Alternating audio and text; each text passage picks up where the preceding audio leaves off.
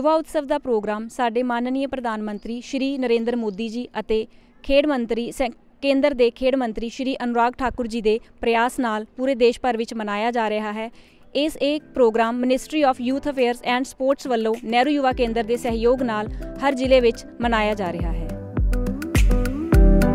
भारत सरकार के युवा मामले और खेड मंत्राला वालों आयोजित युवा उत्सव इंडिया @2047 की लड़ी अधीन नेहरू युवा केंद्र कपूरथला वालों हिंदू कन्या कॉलेज के सहयोग नाल जिला पद्धरी युवा उत्सव करवाया गया। वेखदे हां युवा उत्सव दीआं मुख झलकियां।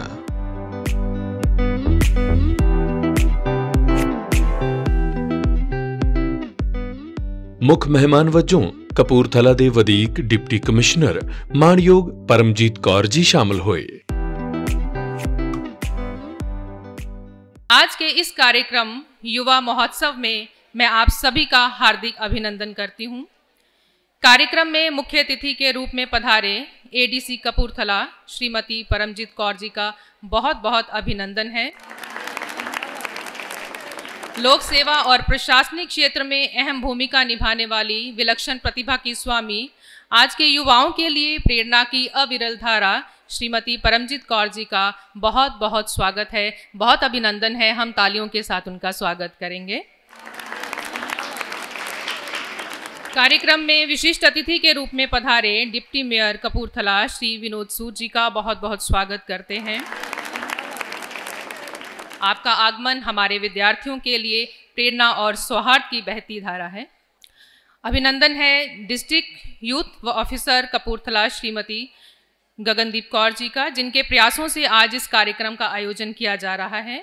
कपूरथला जिले की विभिन्न संस्थाओं से पधारे प्राध्यापकगण, मीडियाकर्मी एवं अन्य अतिथिगण और युवा विद्यार्थियों का आज के इस कार्यक्रम में मैं बहुत बहुत स्वागत करती हूँ। सह शिक्षक गतिविधियों के द्वारा विद्यार्थी अपनी रुचि, अपने कौशल, विचारों के अनुसार अन्य क्षेत्रों में आगे बढ़ते हैं। सह शैक्षिक गतिविधियों का उद्देश्य विद्यार्थियों में आत्मविश्वास, नेतृत्व, अनुभवशीलता, सहयोग की भावनाओं को उजागर करने के साथ साथ उन्हें व्यक्तिगत और सामाजिक स्तर पर कुशल बनाना भी है। भाषा कौशल, संचार कौशल, कलात्मकता से जीवन के विभिन्न पहलुओं में विश्लेषण की क्षमता के द्वारा विद्यार्थी आगे बढ़ता है। विद्यार्थी जीवन एक ऐसा समय होता है जहां पर व्यक्ति जो कुछ सीखता है वो जीवन पर्यंत उसके साथ रहता है। ये शैक्षिक गतिविधियां और प्रतियोगिताएं विद्यार्थी के व्यक्तित्व के सामंजस्यपूर्ण विकास को सुनिश्चित करने में भी सहायक सिद्ध होती हैं और ऐसी गतिविधियां औपचारिक शिक्षण अनुभवों के साथ साथ शैक्षिक गतिविधियों की पूर्णता में भी सहायक होती हैं। इसी उद्देश्य से आज के इस कार्यक्रम का आयोजन किया गया है, जहां पर युवाओं को अलग अलग प्रतियोगिताओं में प्रतिभागिता का अवसर दिया गया और उन्होंने अपनी रुचि, अपने कौशल के अनुसार उन प्रतियोगिता में भाग लिया और अपना सर्वस्व दिया है। कहते हैं जो सफ़र की शुरुआत करते हैं वह मंजिल को भी पा लेते हैं, बस चलने का हौसला रखना ज़रूरी है, क्योंकि बुलंद हौसले वाले का तो रास्ते भी इंतज़ार करते हैं। समय है आज के मुख्य अतिथि महोदया का पुष्पित अभिनंदन करने का।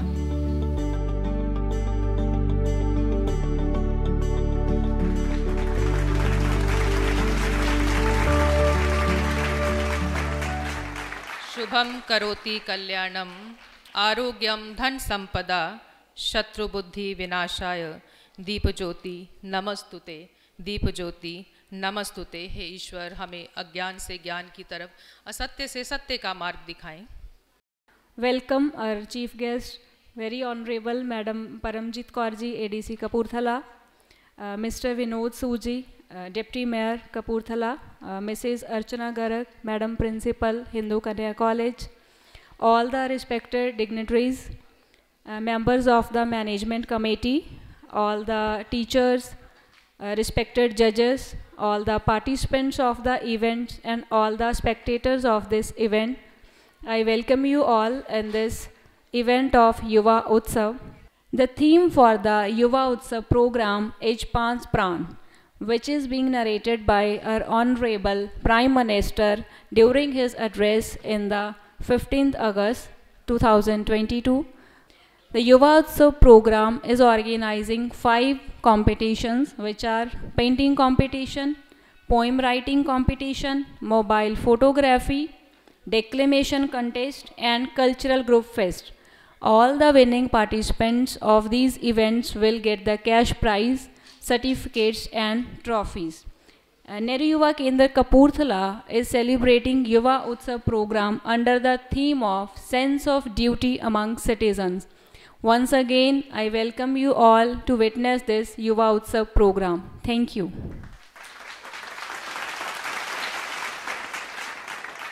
पंजाब के लोक नृत्यों में भांगड़ा सबसे लोकप्रिय नृत्य माना जाता है।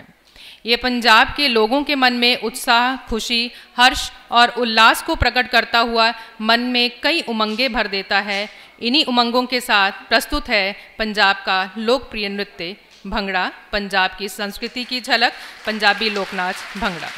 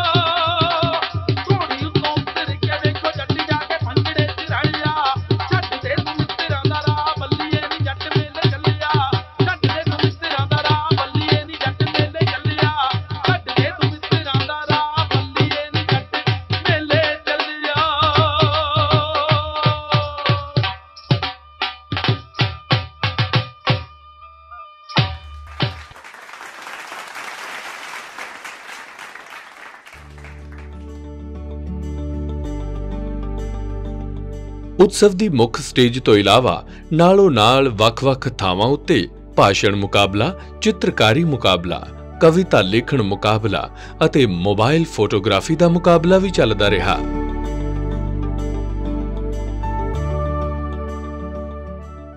अमृत महोत्सव के पंच प्राण में 5वें स्थान पे है कर्तव्य की भावना नागरिकों में।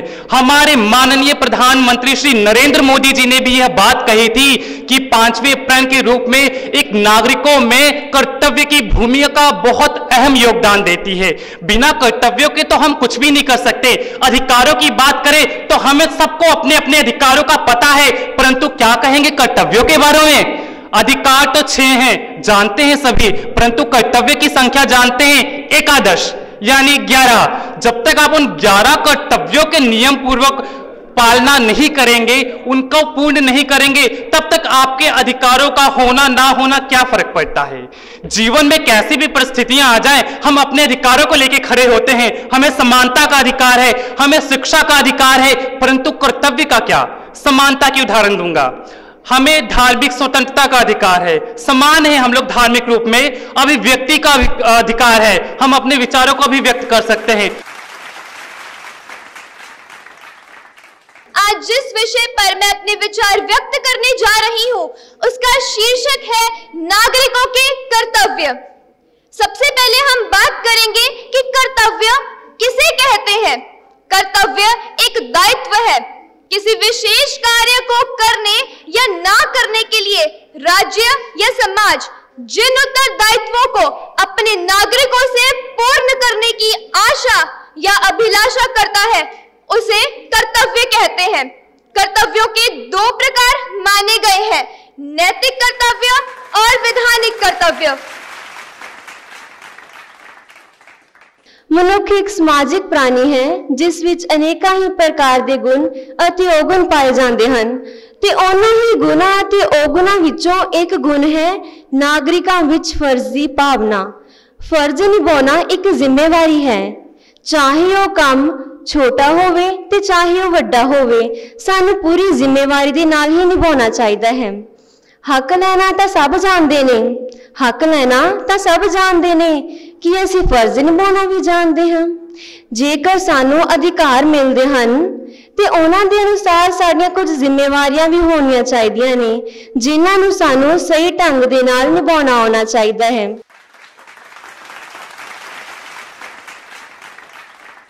अधिकार और कर्तव्य एक सिक्के के दो पहलू हैं जिन्हें साथ साथ चलना है। यदि हम अधिकार रखते हैं तो हम उन अधिकारों से जुड़े हुए कुछ कर्तव्य भी रखते हैं जिनका पालन करना हमारी जिम्मेदारी है।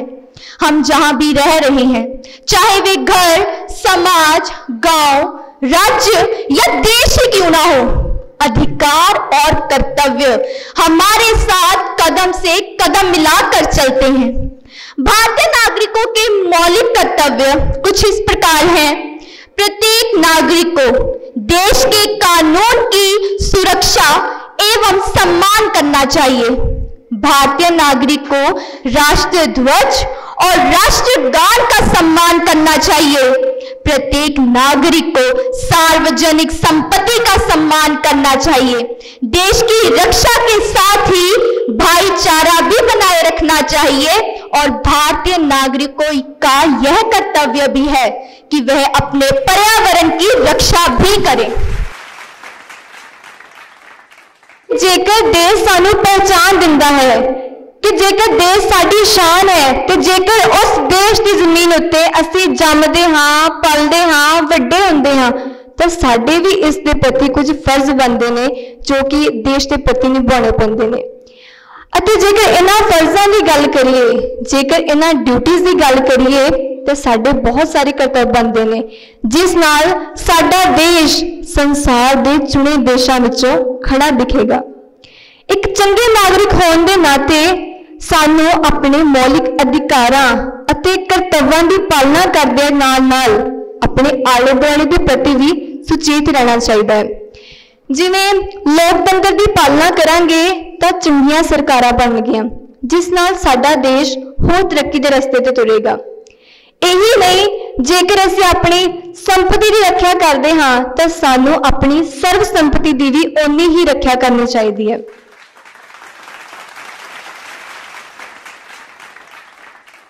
मैं संवैधानिक स्थिति की बात करती हूँ तो यहाँ पर हमारे देश के इतिहास में मौलिक कर्तव्यों का कहीं पर भी उल्लेख नहीं था। फिर जब हमारे देश के नागरिकों को, हमारे देश की संसद को मौलिक कर्तव्यों की आवश्यकता महसूस हुई तब जाकर हमारे देश के संविधान में 10 मौलिक कर्तव्यों को जोड़ा गया जो कि हमारे देश की शोभा को और भी बढ़ा देते हैं। 86वां संविधान संशोधन 2002 के द्वारा हमारे देश के संविधान में 11वां मौलिक कर्तव्य जोड़ा गया जिसमें कि ये उल्लेख किया गया था कि 6 से लेकर 14 वर्ष की आयु तक के बच्चों को निःशुल्क शिक्षा दी जाएगी। ये जो मौलिक कर्तव्य है, ये जो हमारे राष्ट्र का सपना है उसे पूरा करने की पूंजी बनती जा रही है और ये समर्थ मैं देख सकती हूँ। सबसे पहले तो हम सभी को ये पता होना चाहिए कि मौलिक कर्तव्यों का उद्देश्य क्या है। तो मौलिक कर्तव्यों का उद्देश्य ये है कि नागरिकों में कर्तव्य की भावना का पैदा होना। डॉक्टर भीमराव अंबेडकर जी ने ये बात कही थी कि विधायिका की जिम्मेदारी केवल मौलिक कर्तव्यों को प्रदान करना नहीं है बल्कि उनको, उनकी शोभा को बढ़ाना भी है और उन्हें सुरक्षित रखना भी है।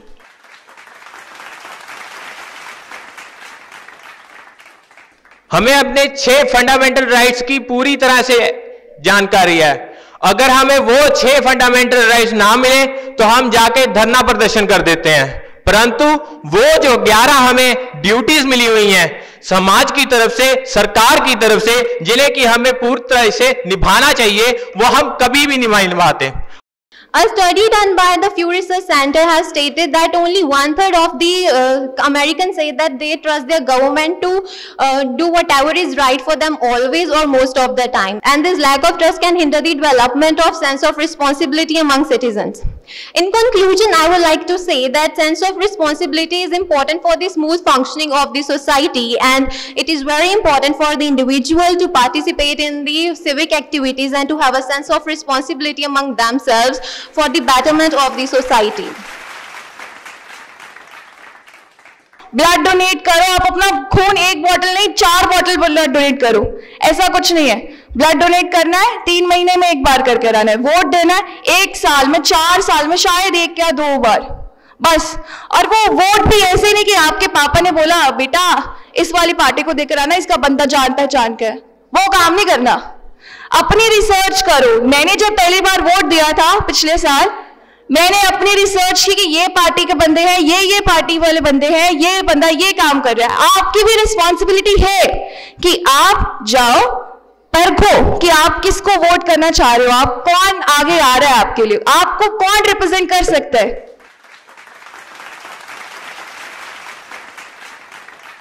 एक आदर्श नागरिक के क्या कर्तव्य है, एक आदर्श नागरिक कौन होता है, इसके विषय पर चर्चा करने जा रही हूं। जैसे हर देश के नागरिक उनकी सबसे बड़ी संपत्ति होती है। यदि वह नागरिक एक आदर्श, सच्चा और सज्जन भी हो ना, तो उस देश की उन्नति को कोई भी आगे बढ़ने से नहीं रोक सकता। आप सभी को ये तो मालूम होगा, हर व्यक्ति को एक आदर्श नागरिक बनने से पहले एक आदर्श व्यक्ति बनना पड़ता है, क्योंकि हमारे देश का भविष्य एक आदर्श नागरिक पर ही निर्भर होता है। हमारे जीवन में कुछ ऐसे भी पड़ाव आते हैं जहां हमें अपने सभी कर्तव्यों को निभाने की पूरी निष्ठा रखनी पड़ती है। मैं एक घर के उदाहरण से एक आदर्श व्यक्ति को स्पष्ट करना चाहती हूं। जैसे एक घर में सभी सदस्य एक साथ मिलकर रहते हैं, लेकिन उस घर के बड़े व्यक्ति द्वारा बनाए गए सभी नियमों की पालना सभी व्यक्तियों को करनी पड़ती है। उसी प्रकार हमारा देश भी एक घर की तरह है, जहां सभी धर्म के लोग एक साथ रहते हैं। तो हमारा ये फर्ज बनता है कि हम सभी धर्मों के साथ कोई भी भेदभाव ना करें और एक समानता रखें।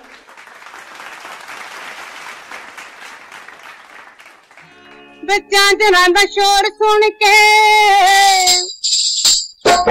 चांदना दा शोर सुन के देखी कि तेरी चमकूगी दुहाई, चूड़े वाली बाँ काट के, चूड़े वाली बाँ काट के बोली ना दी तेरे में जगह पाई, धरती ते चांद चढ़ जाए, धरती ते चांद चढ़ जाए, कुंड मुखड़े तो जद सरकावा, कुंड मुखड़े तो जद सरकावा, चन्ना वे मेरा दिल करदा, चन्ना वे मेरा दिल करदा, मैं मस्सिया दे मेले में जावा, चन्ना वे मेरा दिल करदा, ते कुड़ती सवा दे कुतमी। गब्बरू जट्टां दा पुत्त शहर शबीला, गब्बरू जट्टां दा पुत्त शहर शबीला, कोलों दी लंघ गया चुप करके, लियो लै गया पाल जा रुक भर के, लियो लै गया पाल जा रुक भर के।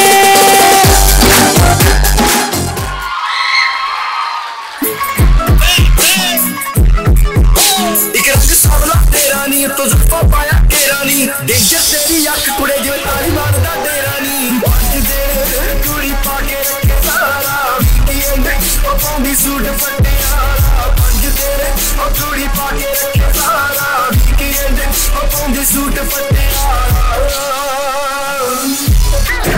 कैंडल लाइट मेरा भी वादे करके, सोने सोने चन्ना तेरे नारे मर गए, आखिर और नहीं बड़े पानी परे तो ना, आज कल साडे मेरे तेरे घरे तो मैं झूठ ना है सच्ची सच ना।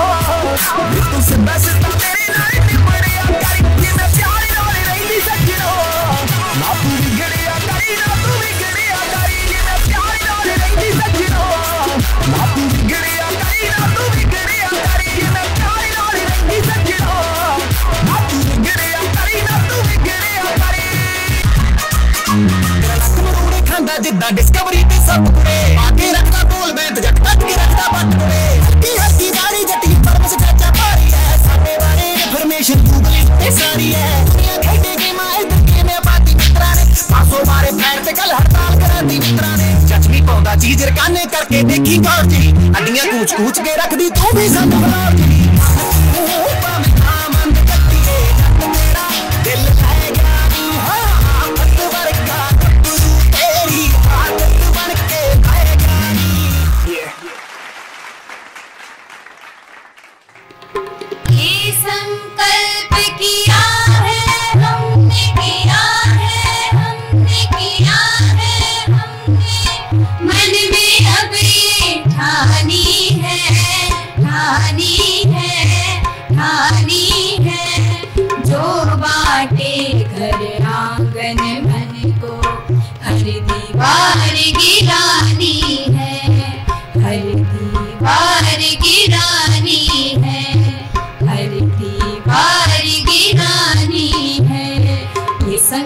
किया है हमने मन में अब ये ठानी है जो बाटे घर आंगन मन को हर दीवार गिरानी है हर दीवार गिरानी है हर दीवार गिरानी है ये संकल्प किया है हमने मन में अब ये ठानी है जो बाटे घर आंगन मन को हर दीवार गिरानी है हर दीवार गिरानी है हर दीवार गिरानी है हर दीवार गिरानी है गिरानी है गिरानी है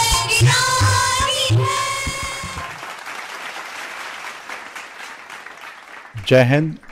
मैं कपूरथला में या जितने भी युवा बच्चे हैं उन सब का अभिनंदन करता हूं इस युवा उत्सव में। भारतीय सेना में एक अग्निपथ स्कीम जो पिछले साल लागू की गई है, यह पंजाब के बच्चों के लिए खास करके बहुत ही अच्छी है, क्योंकि यहाँ के बच्चे जिस प्रकार से नौकरी की अपेक्षा बाहर जाने की कोशिश करते रहते हैं और बाहर जाते रहते हैं, अगर वो 4 साल एक सेना का अलग अलग फील्ड में अनुभव लेते हैं तो उसके बाद उनके लिए अपॉर्चुनिटीज़ बढ़ जाएंगी, चाहे बाहर जाएं।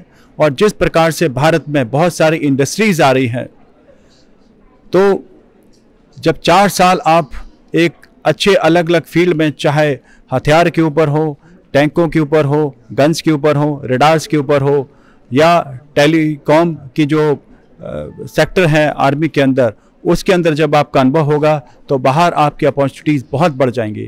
तो मैं युवाओं से अनुरोध करता हूं कि इस समय जो सेना का एक रजिस्ट्रेशन का समय चल रहा है, अग्निपथ और बाकी स्कीमों का भी 15 मार्च को इनका रजिस्ट्रेशन समाप्त हो जाएगा।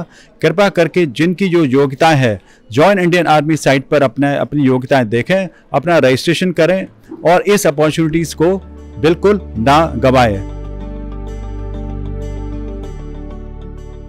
ਜ਼ੋਨਲ ਸੈਨਾ ਭਰਤੀ ਜਲੰਧਰ ਦੇ ਡਾਇਰੈਕਟਰ ਕਰਨਲ ਜੈਵੀਰ ਸਿੰਘ ਵੱਲੋਂ ਯੁਵਾਵਾਂ ਨੂੰ ਅਗਨੀਵੀਰ ਸੈਨਾ ਭਰਤੀ ਯੋਜਨਾ ਬਾਰੇ ਵਿਸਥਾਰਪੂਰਵਕ ਜਾਣਕਾਰੀ ਵੀ ਦਿੱਤੀ ਗਈ।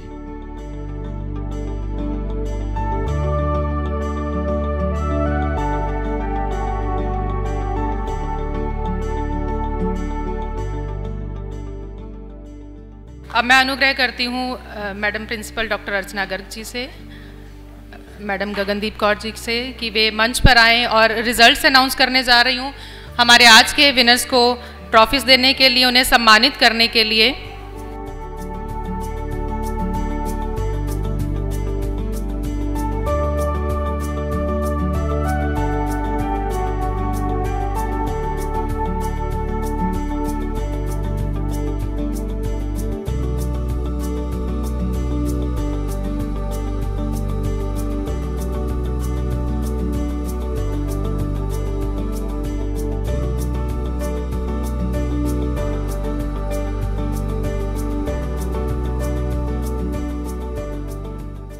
अब समय है माननीय मुख्य अतिथि महोदया जी को सम्मानित करने का।